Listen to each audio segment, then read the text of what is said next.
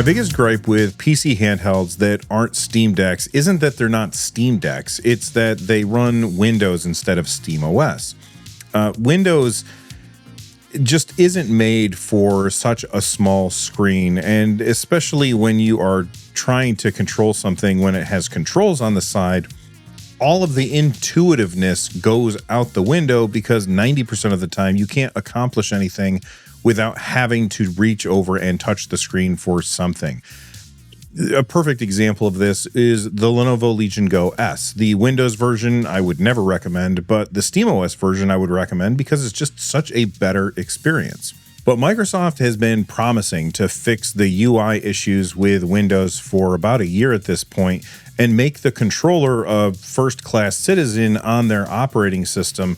Well, now we have the first devices that ship with that new Windows experience, and I've been putting them through their paces for about a week at this point. So if you didn't know, we're talking about the Xbox ROG Ally, which ships with the Z2A chipset, and the Xbox ROG Ally X, which ships with the Z2 Extreme chipset. The only other device out there right now that ships with the Z2 Extreme chipset is the Lenovo Legion Go 2. And I will say, I did run into a few problems with the white one. That's the Ally, not the Ally X. I don't necessarily think that these problems that I ran into are related to power, and I will talk more about those problems later on in the video. And even though I am personally more interested in how the software side of things has been, I'll say, fixed on Windows, I'm still going to go through and discuss all of the things that I would normally discuss in any hardware review. So if that sounds good, get comfortable, get subscribed, and let's get started. So let's jump in with my first impressions, and then I want to talk about what the setup process is like. When I first pulled this out of the box, one of the first things that I noticed is just how comfortable this thing is in the hands. These handles, they really make a big difference over, say, the ROG Ally X, which doesn't quite have those handles. It feels more flat. These handles give it more of a curved feel to it, which makes it feel a lot more comfortable than the original one. I will say the Steam Deck is still far more comfortable, and I don't know if it's because of the curves or because this is just so much lighter. The weight difference between these two, I wouldn't have thought it was nearly as significant as it is, but you can absolutely feel it. I would say the curves go the handles go a long way towards making it feel a lot more easy to hold, and when I'm playing it, it's absolutely fine. But when you set it down and grab a Steam Deck and hold that in your hand, you're just like, oh my God, this is so much easier to hold than the Xbox Ally X, if that makes sense. On the left-hand side, you've got your joystick and D-pad, as well as your Xbox button, Armory Crate, and your View button.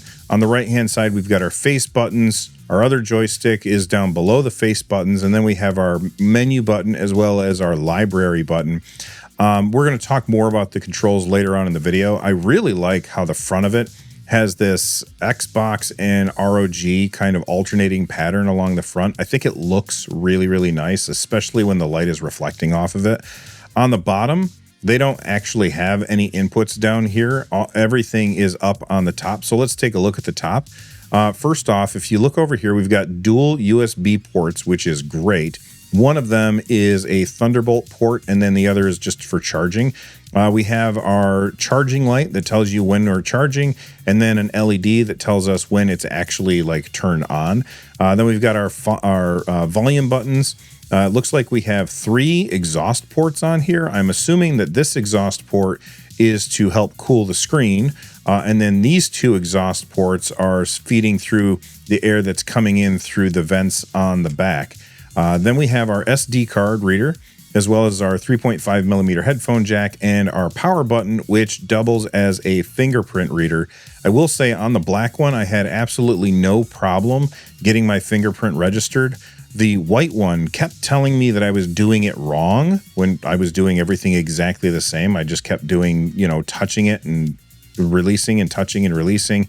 And it took me, I'm going to say about 5 minutes to get it to register my fingerprint.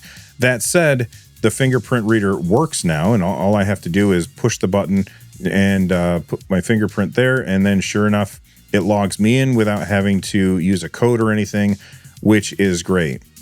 I think between the two of them, I definitely like the looks of the black one better, especially because of the reflection of the little pattern that you have on the side here. So once you turn it on for the first time, you're greeted with the normal workflow that you do whenever you're setting up Windows for the first time, except it actually works with the controller. Like, I was able to navigate through the windows and basically press the A button to confirm things instead of using the touchscreen for the most part. About halfway through, I did need to reach over and hit the touchscreen, and I think what happened is that it lost focus, like which window I was touching, even though there was only one window on the screen. It was like there was a window that was in the background that was getting all of my inputs. So all I did was tap the screen, but then once I hit that button, I was able to complete the rest of the setup without using the touch screen at all, even when I had to like input things. And I will say this, I very much like the keyboard that they have on here over the keyboard on the Steam Deck. The one on the Steam Deck has like these offset keys where the different rows they're not lined up vertically with each other, and that never made sense to me. On the new Windows keyboard, everything is like in a grid, and so when I push up, I know exactly where the control is going to go. On SteamOS, when I'm using the keyboard and I push up on the D-pad, like let's say I'm on the S, I don't know if it's going to go up to the W or up to the E, and that's a little bit frustrating, but it certainly isn't a deal breaker. Now, I will say I still had a ton of different places where I had to do updates. So on SteamOS, you basically just update one thing and then it updates everything that needs to be updated. On Windows, I had to update the My ASUS app, and then I had to update the Armory Crate app, and then I had to update the Windows, like just Windows updates. After I did that, I had to go into the Microsoft Store and update apps through there. And then I had to update the Xbox app. Like, that's 5 different places where I had to go and find updates. And that's kind of a pain in the ass, and I'm not a huge fan of that. ASUS has said that once I've done all of these updates, if I just reset the device and go back to like factory settings, the initial setup process should be easier. But that doesn't answer my question about what's it going to be like once they ship new updates to these devices, not when you first get them out of the box, but later on down the line. Am I still going to have to go through all of those different places? I don't have the answer to that yet, but I really hope that it's just one update through Windows or something, and then I don't have to update everything else. If that's the case, great job, Microsoft. If not, come on, guys, you can do better than that. Now that I've got everything updated, let's jump into the Microsoft full screen experience. I'll show you what that's like, and then after that, I'm going to show you how Sleep Wake works on these. Pressing the Xbox button brings up the new game bar. Here you have 10 icons moving from left to right, starting with Command Center. This is essentially Armory Crate, which we kind of already used from other ASUS devices, but now it's been integrated directly into the Xbox game bar. I do hope that other manufacturers will be able to put their own Command Center in here so that it isn't just limited to ASUS devices. This lets you switch between power modes. On the white one, you have Silent, which is 6 watts, Performance, which is 15 watts, and Turbo, which is 20 watts. On the black one, you're going to get 13 watts, 17 watts, and Turbo is 25 watts. But when you plug it in, it'll automatically boost that Turbo mode all the way up to 35 watts. Here is where you can change your control mode. You can set it to gamepad, desktop, or auto. I did have to switch to desktop a couple of times in just the last couple of days, so it is important to know where it is. Then you have game profiles, which is where you can remap your controls. It's great that you can do this, but it isn't anywhere near as powerful as Steam Input.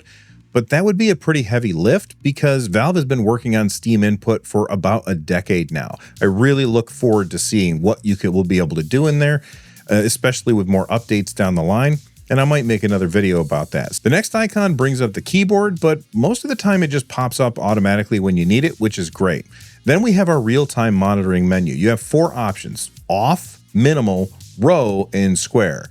Again, this isn't as detailed as what we have in the most intense version of the performance overlay on SteamOS, but it works and you can see the most important information without a bunch of extra clutter.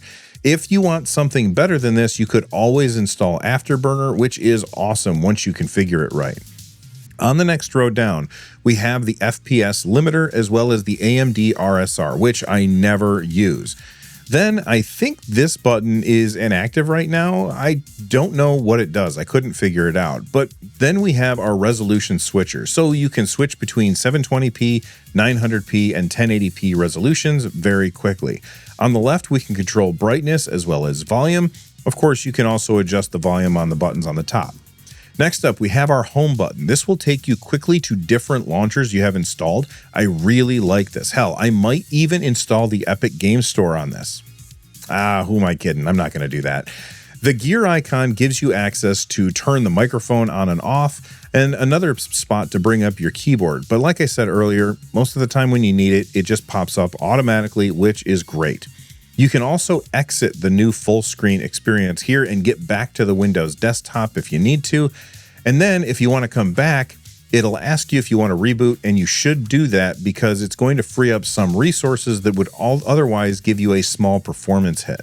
You'll also see here your power, network, Bluetooth, airplane mode, and loads of other options. Next to the gear icon is your friends list. Then audio controls. And I love this in the audio controls. You can control apps individually, which is fantastic. You can even favorite certain apps. Next to that is your screenshots that you've captured, and after that, another performance tab. Why they have two of these, I'm not really sure. Maybe it's if you're using another device that doesn't have Armory Crate. Two icons left. We have Microsoft Copilot, which is Microsoft's AI slop, and then there's the widgets. This is really cool. You can add in Spotify so you can listen to music while you're playing.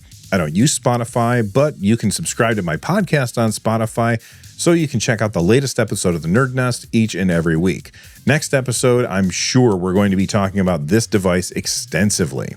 All right, with that, let's move on to the actual controls. When Microsoft first unveiled the Xbox Ally X, I looked at it and said, okay, those controls look almost identical to the controls of the ROG Ally X. But I was wrong about that. Everything on this seems just a little bit improved over the original. The Xbox Ally X has a little more resistance to the joystick. It feels really good. I especially like that it has like this ring around it with like this textured grip to it. It feels really good, and it's got a nice spot for your thumb to sit in. The face buttons, I didn't even notice this until just now. If you look at the face buttons on the white one, they are color-coded, so you have, the green, red, blue, and yellow. On the original ROG Ally X, we've got a kind of a different color coding to them. These ones just have kind of a reddish-brown hue to them instead of being color-coded. That's just an aesthetic choice, but I think it's interesting for sure. These buttons, they feel a lot clickier than they did on the original ROG Ally X. Then we have our D-pad, which works very well for just about everything. However, I will say in fighting games, I definitely struggled getting I usually really like this shield or disc style D-pad, and I really struggled to get off my Shoryukens in Capcom versus Marvel Fighting Collection. So this D-pad, not great for fighting games for me, I think. If I fired up Iron Meat and I tried to do the accidental diagonal test where you just kind of push down and then rock your finger back and forth, and it did pretty well with that. My character was not moving a whole bunch when I did that. On the back, we have our rear buttons, which are pretty much identical to the rear buttons on the ROG Ally X, but because the shape of the entire system is different, when I put my hands on this and my middle fingers just automatically land right on those buttons. On this, when I put my hands on this and I tilt it back, my fingers actually land below those buttons. So I would have liked to see these buttons on the back, move down just a little bit. And that's because these handles force your hands into a slightly different configuration. It's extremely comfortable, as I said earlier in the video, but that is something to keep in mind. That could also be a good thing, meaning you're less likely to hit these things by accident. So, something else to keep in mind. The triggers have a nice texture to them and they feel pretty good. They have a decent throw. I like how far you can actually pull that trigger. I would have loved to see some trigger stops on the back here so you could alternate between full pull like that or just having digital triggers.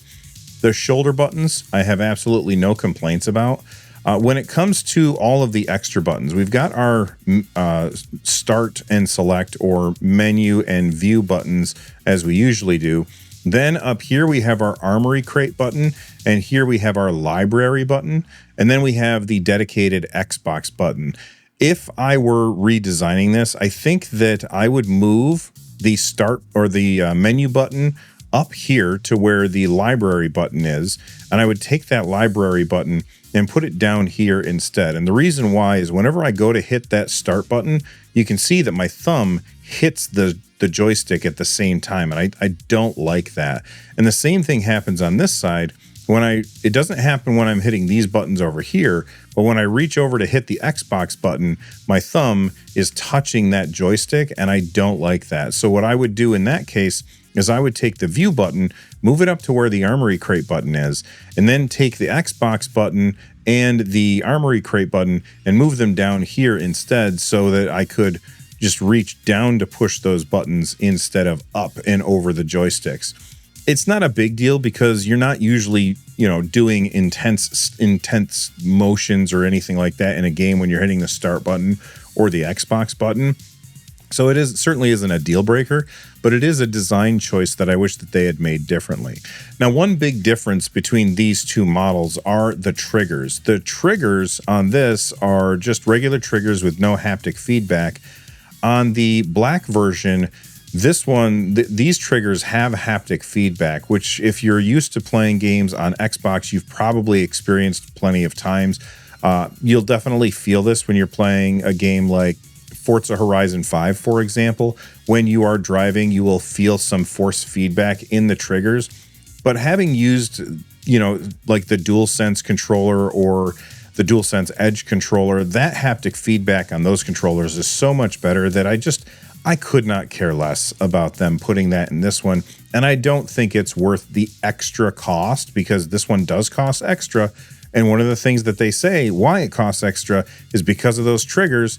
Make it a little cheaper, get rid of that extra feature, or you know what, maybe I'm wrong and everybody else loves it and I just don't care about it, and that's fine too. One of the biggest problems that people have with gaming on Windows is sleep-wake functionality. Basically, when you use a Steam Deck or a Nintendo Switch and you're done playing a game, you can just hit power and set it down, walk away, and as long as it's not an online game that connects to servers, then when you come back and turn it back on, you're going to be right back where you left off. Windows has never worked this way until now because I think Microsoft actually was able to fix sleep-wake functionality in Windows. So I tested it for different lengths of time, starting with a 10-minute test. And I'm looking at my notes here. I was sitting at my desk, and after 3 minutes of just it sitting here off, I heard this weird whooshing sound where it was like whoosh, whoosh, whoosh.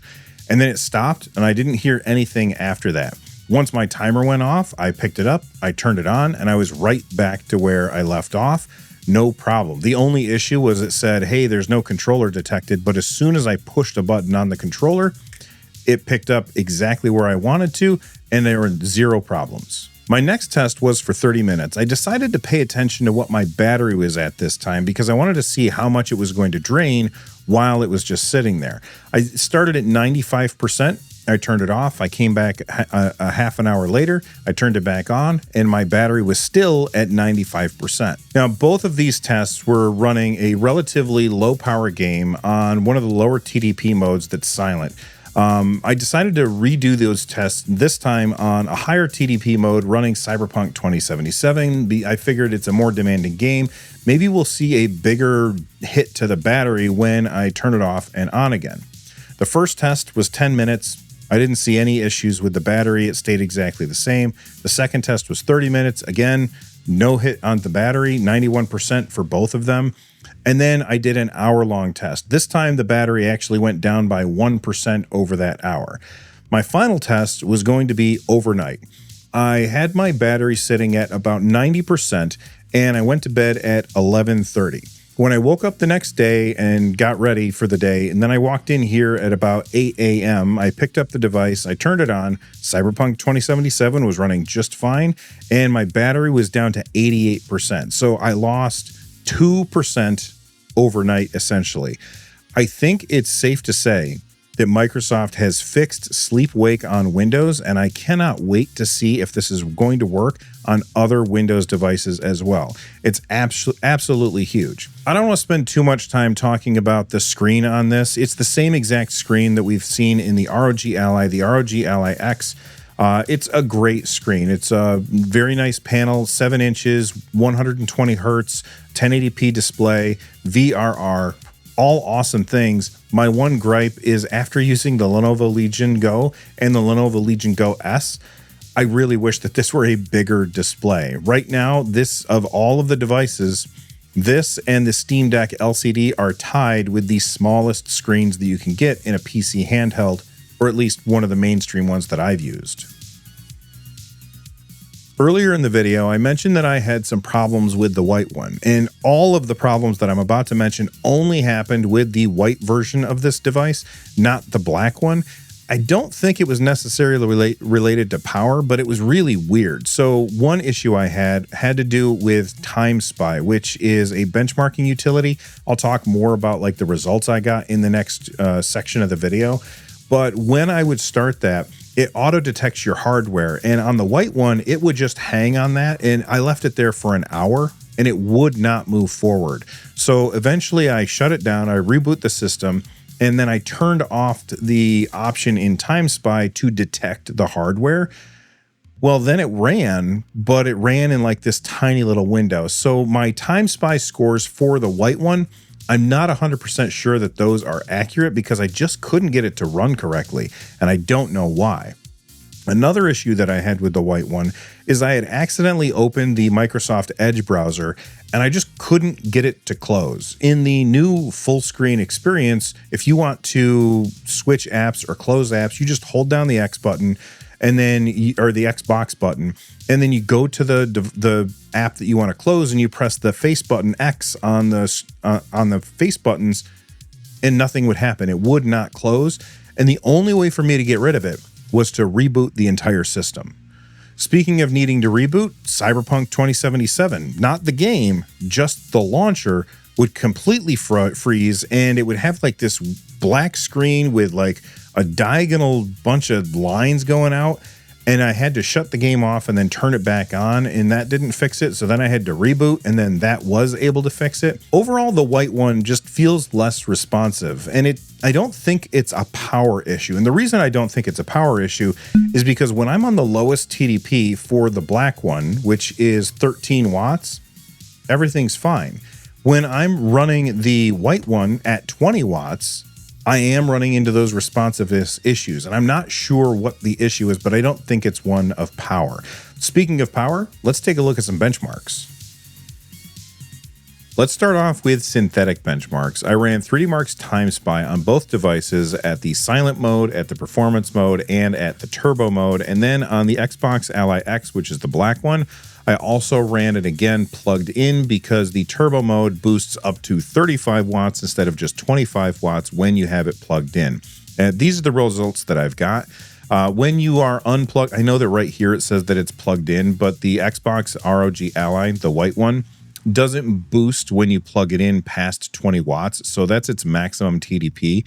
And so I got 1938, which is what you would get when you're away from a wall. On the black one, when you're away from a wall, the maximum running at the maximum TDP settings, the highest score that I could get for Time Spy was 3870. And then when you plug it in and it boosts up to 35 watts, the maximum score that I got was 4046. Next up, I decided to test a bunch of different games, all using medium settings with the exception of Cyberpunk 2077, which I used the Steam Deck preset instead, and then I manually went in and I turned off FSR so there's no upscaling and no frame generation. On any device that I ran that had a 16 by 10 aspect ratio screen, I ran at 800p, and on any device that I ran at 16 by 9 aspect ratio screen, I ran at 720p, which is pretty close. So you're basically getting the same results. And then I averaged all of those games across all of them so that we could see on average how they would do. So first, let's take a look at the averages, and then we'll look at an individual game by game basis. On the averages, you can see here I've got a bunch of color on this graph. The colors are representing what operating system we're running. So blue represents SteamOS, purple is Bazzite, and yellow is Windows. The new devices, which are down here on the bottom, I don't have the Bazzite or SteamOS like installed on this hardware, so I don't have those results yet. That's something I'm planning on doing in the future. So if that's something you want to check out, make sure that you subscribe for that. But let's make a comparison between the Steam Deck OLED running at 15 watts to the Xbox ROG Ally at 15 watts. And you can see that the Steam Deck OLED comes out on top at 43.10 frames per second versus 40.09 frames per second. I will say, not a huge difference, though. It's pretty close, and I bet you that if somebody ran these same benchmarks a bunch of different times, those two numbers would get closer together.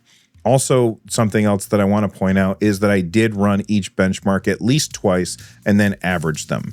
All right, moving on. Next, I want to basically compare the ROG Xbox Ally X to the Xbox ROG Ally X, because essentially they are the same hardware with one big exception other than form factor, and that is the Z1 Extreme chipset is in the older one and the Z2 Extreme chipset is in the newer one. So here's the ROG Ally X Z1E, 24 gigs of RAM. On average, I got 63.6 frames per second.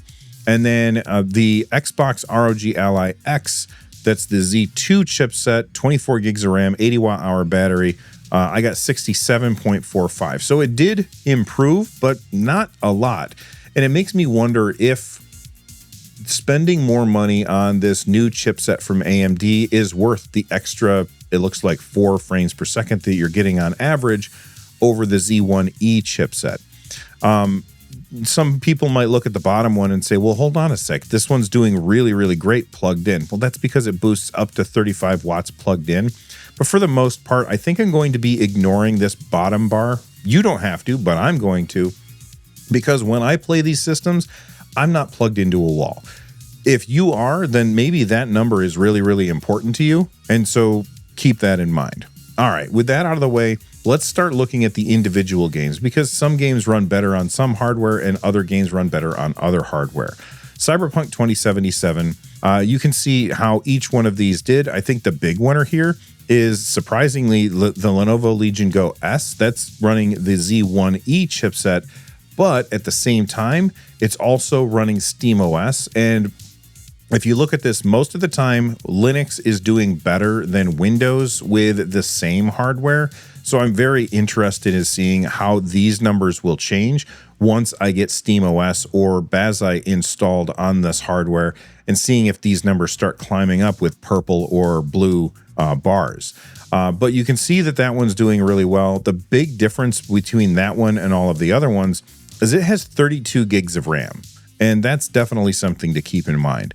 Moving on to Borderlands 3, you can see basically a very different breakout. You can see that this one, the Legion Go S, drops down quite a bit and does not even perform as good as the ROG Ally X. I'm not sure if maybe that's because Borderlands 3 doesn't need as much RAM in order to perform as Cyberpunk 2077. You guys let me know what you guys think about these numbers in the comments section down below. I will say that, holy cow, the Xbox ROG Ally X, when it's plugged in, almost 90 frames per second on at 35 watts, really running away with it. But when you compare that to the ROG Ally X, it's doing pretty well at 80 frames per second. And most of the time, you're not going to be plugged in. So I think that's significant. Shadow of the Tomb Raider, I also ran 800p medium settings. And you can see here, the ROG Ally X running Bazzite got 64.5 frames per second, which is pretty close to the Xbox ROG Ally X with the Z2E chipset, which got 69.4. Again, just 4 frames per second difference between those two. I'm really curious what happens to this number when it turns purple, and see if it really jumps up to even more of an improvement. Because if you look at the ROG Ally X running Windows compared to the ROG Ally X running Bazzite, 44 frames per second I was getting on Windows, 64 frames per second on Bazzite. I really want to know what's going to happen here. So stay tuned for that. Not in this video, but in the future. I also ran Assassin's Creed Valhalla. You'll notice that all of the games that I'm testing here, they all have built-in benchmark utilities. So that means that I'm not actually doing inputs when I'm testing these things, because I wanted everything to be the same each time. And you can see that the winner here is the Z2E chipset on the Ally X, or I'm sorry, the Xbox Ally X. And that came in at about 76 frames per second, well, 76.5 frames per second, with the ROG Ally X just 4 frames per second behind yet again. The next test that I ended up doing was I wanted to see a high TDP battery test. So I had these things unplugged. I recorded what the battery was. I ran a 10-minute test to see how it would go, and then I extrapolated that number out to an hour to see what percentage of battery would we lose over 1 hour of time. So here's our high TDP test, and you'll notice I didn't bother running that at the 6 watts or 15 watts of the Xbox ROG Ally, or at the 13 watts or 17 watts, or obviously plugged in for the Xbox Ally X, because this is the high TDP test. And you can see in this case, shorter bars are better. And all of the other things that I showed you, longer bars are better. But for this one, shorter bars are better. And the big winner here is the Steam Deck OLED. A 60-minute drain extrapolated is 42%. Whereas you look at the Lenovo Legion Go, this is running Windows, 72% battery drain over 1 hour playing Cyberpunk 2077 using the exact same settings that I used during my benchmarks. And then when you compare this was actually really impressive, or not impressive, but significant. The Xbox Ally, the white one, running at the highest TDP that it could get, this is with the Z2A chipset, got exactly 48%, and so did the Xbox Ally X running at its highest TDP, at running the exact same settings at 48%. So it looks like you could play Cyberpunk 2077 at max TDP on the new system for 2 hours. And I think for the Steam Deck, you could go a little bit more than 2 hours, but not much more than 2 hours, because look at that, 42 versus 48. The ROG Ally X, 48. The ROG Ally X with Bazzite, 48. Essentially, the battery drain is roughly the same, but the ones that are doing the worst are the Z2 Go chipsets. Those are really terrible numbers right there. You got 72% and 84. You'll get just a little bit more than an hour on the Legion Go S running Windows, the Z2 Go chipset. The Legion Go S with the Z1E chipset, which is the same chipset that is in the ROG Ally X. That's going to be, where did it go? That's one right here. I got 78 on, and that was on SteamOS. So that's a big drain, and I didn't expect that. Now let's see how well these chips can sip the battery as well. I loaded up a very low power game, Animal Well, running the games on the lowest TDP settings, and these are the results that I got. An hour long would result in 12% decrease in your battery life on the Steam Deck OLED, as well as the Z2 Go chipset in the Lenovo Legion Go S. Those are both running SteamOS. If you're running the same system running Windows instead, you can see you're getting a 36% decrease in battery life versus a 12% decrease in battery life. It just shows how efficient SteamOS is. I do think it is important to point out that I don't have the new version of Windows that is the full screen experience. And so I'm not sure how these battery tests would work out with that. Maybe check that out in the future once I have that available on every device. All right, Legion Go S with the Z1E, 24% drain over 1 hour. ROG Ally X, 18% drain over 1 hour. The new devices, 18% drain versus the 13 watts. That's the low TDP setting on the black one, has a drain of 24%. This is a pretty significant jump. So if you look at the high TDP test versus the low TDP test, the high TDP test, they're pretty much even. But the low TDP test, the Z2A chipset is much better at sipping battery than the Z2E chipset. There's a lot of letters in here. Sorry if I screwed anything up.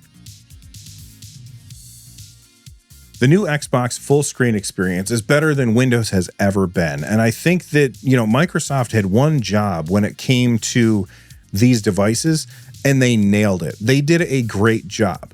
That doesn't mean I would necessarily recommend these devices unless you are somebody who wants to use games that have DRM that only works on Windows or does not work on Linux, or if you're somebody who plays a lot of online games and those online games have anti-cheat software that requires Windows and a Steam Deck can't do that. Or if you're somebody who decided that, you know what, the price of Xbox Game Pass isn't too much for me, I'm going to stick with it. Those people, I think that they would be happy with one of these two devices. If I look at the black one versus the white one, the price difference of those is $400, which is a lot. But personally, I would recommend the black one over the white one almost 99 times out of 100. The times that I would recommend the white one is if you can't see at any time in your future of being able to afford the black one. And if you don't care about DRM or anti-cheat or Game Pass, then I would say get a Steam Deck. And if you want to know more about why you should get a Steam Deck, check out the video that's on screen right now. From the Nerd Nest, I'm Bill. Thanks for watching. Stay rad.